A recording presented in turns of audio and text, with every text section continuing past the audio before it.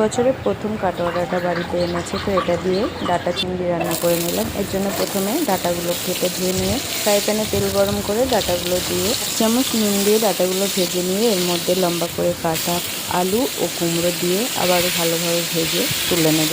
প্যানে আবারও কিছুটা পরিমাণ তেল গরম করে ওর মধ্যে তেজপাতা, শুকনো লঙ্কা আর পাঁচফোড়ন ফোড়ন দিয়ে নিয়ে এর মধ্যে পেঁয়াজ, আদা, রসুন ও কাঁচা লঙ্কা একসাথে পেস্ট করে নিয়ে ভালোভাবে ভেজে নেব।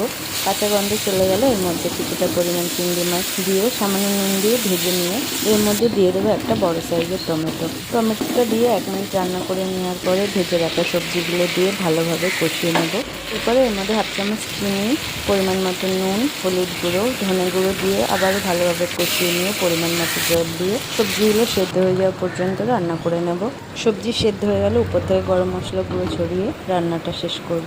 রেসিপিটা পছন্দ হলে লাইক করে দেবেন আর চ্যানেলটা সাবস্ক্রাইব করে পাশে থাকবেন। ধন্যবাদ।